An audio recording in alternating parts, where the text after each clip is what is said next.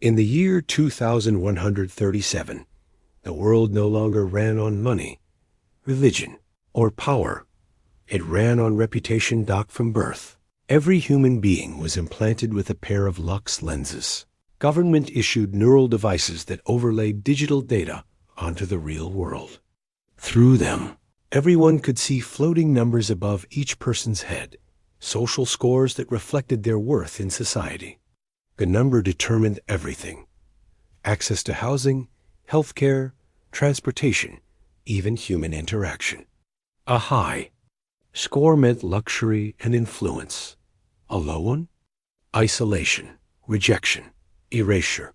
Eva 37 had a score of 3.89, which placed her uncomfortably close to the threshold of social obscurity. Every day she struggled to maintain it, clinging to synthetic smiles and shallow praise in hopes of avoiding the fate of the gray zones, the neighborhoods of the forgotten, where people below 3.5 lived like shadows. She worked at a prestige cafe in the Sapphire District, a trendy AR-laced chain called Latte Lux, where customers ordered holographic cappuccinos and streamed their experiences in real time. The coffee wasn't the product. She was. Her posture, her tone, her smile, the way she said, "Thank you," and how many times she blinked during a conversation. Every micro-expression was tracked, calculated, and converted into reputation points. That morning, she had made the mistake of being tired. Her smile had faltered for 1 second, just long enough for a customer to notice. Her Lux lens pinged. New evaluation received rater. At influenessa_4.91. Score. Minus 0.7 reason. Didn't compliment my eyeliner filter. Rude. Her overall rating dropped instantly to 3.82. A red banner flashed across her visual interface. Score approaching critical. Downgrade. Capsule reassignment in 48 hours. Capsule reassignment meant being moved to a housing pod with fewer privileges, smaller space, lower quality air, slower connection speed. But worse than the downgrade was the social signal. It was a stain, a rot. Once you dipped below 3.8, your descent was almost always irreversible. People stopped interacting. Every polite smile became a forced nod. You are now a liability. Ava's reflection on the cafe window stared back at her. Clean uniform, shiny black bob, makeup filtered through her lens. But her eyes, they had stopped belonging to her a long time ago. She took a breath and forced another smile for the next customer. The mask had to stay on at night, inside her narrow 9-square-meter capsule. Eva sat on the edge of her smart bed and watched her empathy mirror pulse with green light. It was supposed to help optimize emotional frequency, but it was just another surveillance tool. Detected signs of melancholy. Please engage in corrective breathing and smile. She looked at the mirror and whispered, "Screw you." A soft buzz followed. Her score ticked down to 3.81.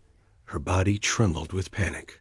She would be demoted to zone gray by morning. Desperation pushed her to break a rule. She left her capsule after curfew and slipped into the unmapped alleyways of Neotalia, narrow, camera-dead corridors where data flow was unstable. There, she met Jonas-5.0. Or what was left of him. Once a celebrity life coach and digital messiah, Jonas had amassed millions of followers with his inspirational rants about becoming your highest-rated self. But now, disheveled and shaking, he hid under a collapsed billboard, his glowing rating gone. "They're erasing me," he said when she found him. The ministry found out. My real score was 2.74. I bought the 5.0. They shut down my access. I can't even buy water. Eva stared, stunned.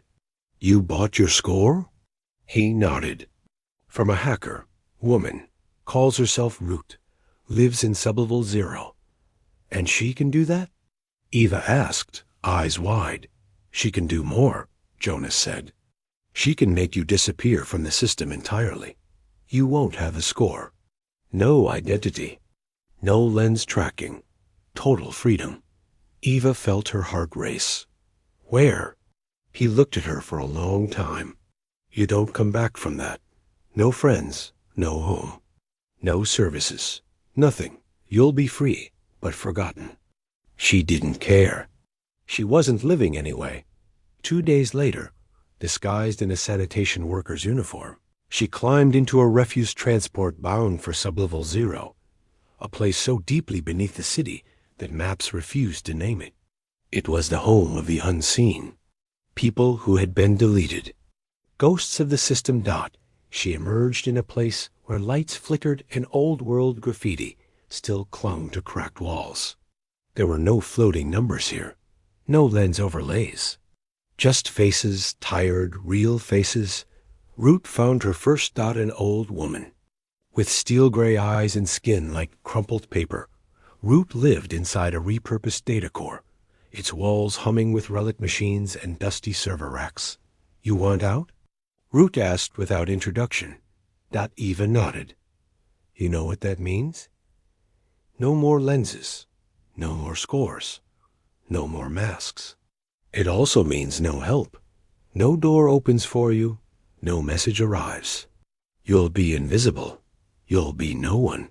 I already am. Root didn't argue. The disconnection process was excruciating. Root clamped wires to Ava's temples, pumped her with magnetic pulses, and fed static into her Lux core until it glitched itself into permanent collapse. When Eva woke up, her world was darker, simpler. The floating numbers were gone. No interface, no pings, no filters. Just reality, raw and UNDISTORTED. Back into the city and tried to speak to a stranger. They looked at her and turned away. Their lenses didn't register her face.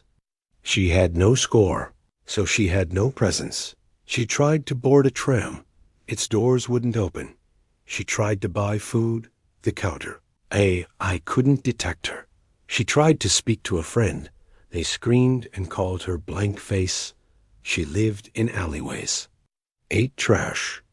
Slept beneath old ad screens that looped endless slogans. 4.8 is happiness. Be seen. Be rated. Be real. Weeks passed. One night, lying beneath the cold shell of a defunct drone, she saw a broadcast ripple through the sky. Introducing Thought Score.